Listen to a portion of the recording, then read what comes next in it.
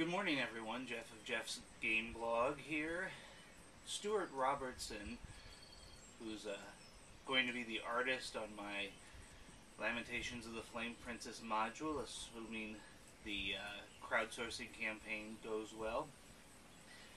He pointed out to me in an email that these campaigns go better if you provide a little video where you look into the camera and talk directly to people who are on the fence about your project, so this is my attempt at such a thing.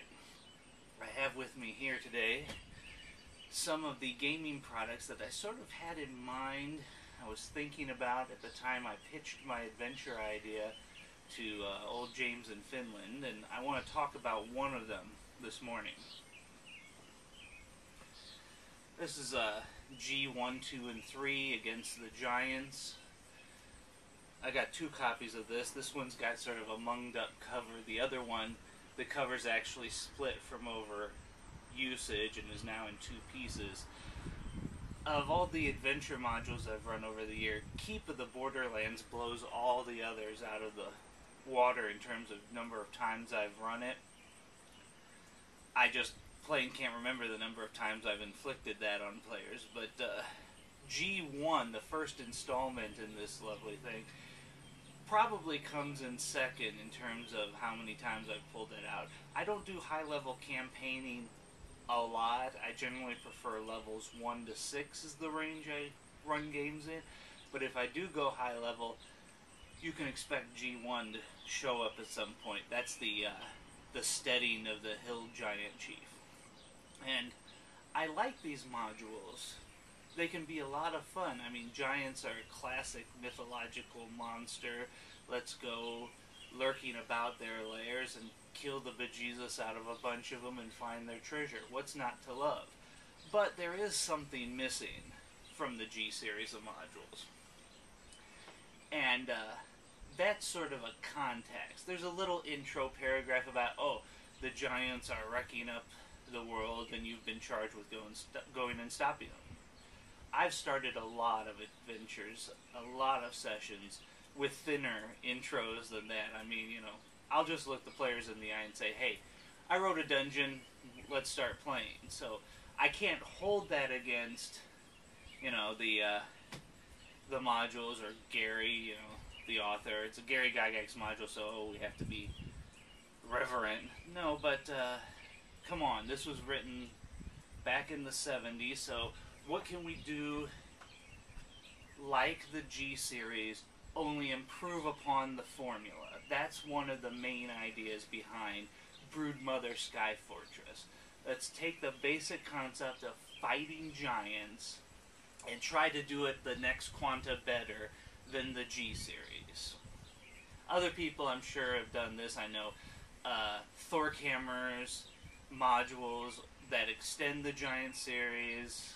You know, there are other people, I'm sure a zillion dungeon masters have done this, but I want to try and tackle it now. And there are two things that I want to do differently. One is context. One of the sections of the adventure is all about what does it mean to your campaign world if you decide that you have a cloud castle, that's the Sky Fortress, full of these giants ruled over by this, you know, family matriarch. That's the Broodmother. You know, how does that fit into your campaign, and what are the consequences of putting that in your campaign world? And I'll give you the main thought as it will appear in the module. I'm going to expand on this, obviously, but the basic idea is giants showing up to wreck up your village and steal your cows are basically Vikings written 3 times as large. And a floating cloud castle is basically a Viking ship, except unlike, you know, the long ships with the dragons on the front, whatever, it can show up anywhere the breeze blows. So you're basically talking about triple-sized Vikings can show up anywhere inland in your kingdom and wreck up the place. And so I want to sort of talk through what that can mean for your campaign and how you can integrate that in your campaign to sort of give the module some context that's clearly lacking from the originals, which, you know, is not a flaw of the originals because they're incredibly short modules. You get 3 dungeons for fighting giants in what, 32 pages? I mean, it's incredibly terse, and there's a bunch of adventure packed in there, but other than, oh, the Grand Duchy of Jeff has sent you on the way, or whatever the intro blurb says, there's just not much going on in terms of helping referees integrate the module into their campaign, and I want to tackle that. The other thing I want to do is really take seriously the notion of, holy crap, we're fighting giants. The giants in Broodmother Sky Fortress will not simply be a particularly large pile of hit points with particularly large number of dice of damage coming at you when they hit. Mechanically, they're not going to work like giants you've seen before. I feel like I can get away with totally rewriting how giants work, and in fact, maybe not even using standard monster stats for a lot of their functions, because we are playing Lamentations of the Flame Princess. You are advised as a referee, you know, you're supposed to make your monsters unique, and, you know, I feel like for the stats, I don't have to play fair to any expectation of how giants work for a Lamentations adventure. And indeed, as Dungeon Masters, we shouldn't be bound by, oh, well, all monsters have to have hit dice and armor class, and they have to roll to hit, and they have to roll damage this, and this way. Why do we always do that? I don't know. It's only occasionally with something like a green slime where obviously all of those stats aren't going to come into play that we bend a little with how these things work. And let me show you one other thing in my stack here. Dr. Holmes' edit of the D&D rules, called the Blue Book Basics sometimes. Every once in a while when I get on a Holmes basic kick, I agree with Jeffrey McKinney that really you can run a whole campaign with just Dr. Holmes' rulebook. The monsters range all the way up to giants and purple worms and full-scale dragons. Unlike the later basic books, which really tend to pare down the monster list to things that are fair challenges, Dr. Holmes doesn't care. Your first, second, and third level, guess what? You have to deal with the fact that there's a purple worm in the encounter.